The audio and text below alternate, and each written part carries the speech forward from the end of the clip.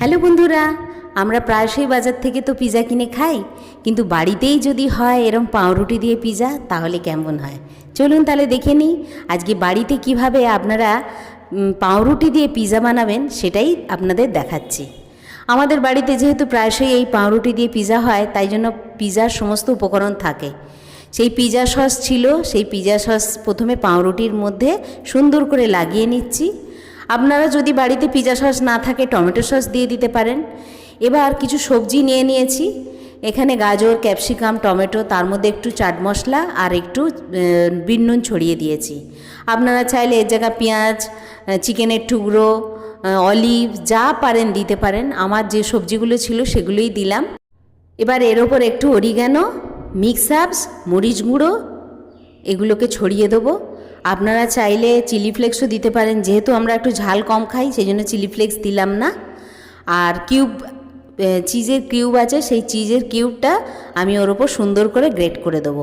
আপনারা বাজার থেকে চাইলে গ্রেট করা চিজ কিনতে পাওয়া যায়, সেটাও দিতে পারেন। তো এর ওপর সুন্দর করে দেবো, এতটাই দিতে হবে যাতে সুন্দর করে একদম চাপা পড়ে যায়। আমি এক একটা কিউব এক একটা পাউরুটির জন্য দিলাম।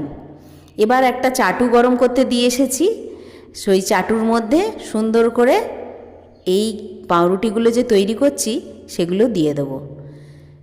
দেখুন আমার কি সুন্দর সাজানো হয়ে গেছে, আর এদিকে চাটুটাও গরম হয়ে গেছে। সমস্ত পাউরুটিগুলো এবার ওর উপর সাজিয়ে 1 মিনিটের মতো চাপা দিয়ে দেবো, যাতে চিজটা মেল্ট হয়ে যায় আর সুন্দরভাবে ওর সঙ্গে মিশে যায় সবজির সঙ্গে। আরও দুটো তৈরি হয়ে গেল, এই দুটোও সুন্দর করে ওতে সাজিয়ে দিয়ে চাপা দিয়ে দিলাম 1 মিনিটের জন্য। খুব সহজ রেসিপি, কিন্তু খেতে অসাধারণ হয়। এটা স্যান্ডউইচও বলা যায়, আবার পিৎজাও বলা যায়।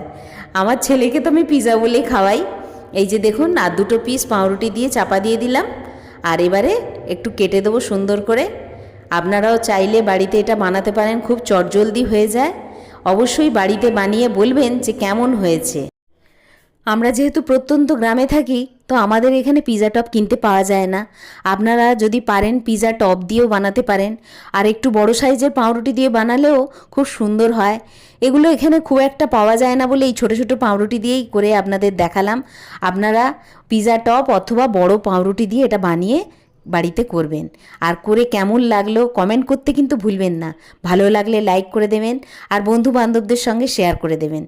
আজকের মতো ভিডিওটা এখানেই শেষ করছি। সবাই ভালো থাকবেন, সুস্থ থাকবেন, আর সকলকে ভালো রাখবেন। দেখা হবে আবার অন্য কোনো ভিডিওয়ে। ততক্ষণের জন্য টাটা বন্ধুরা। আপনাদের সঙ্গে কথা বলতে বলতে আমার পুরো খাবার রেডি, চলুন চটপট খেয়ে নিই।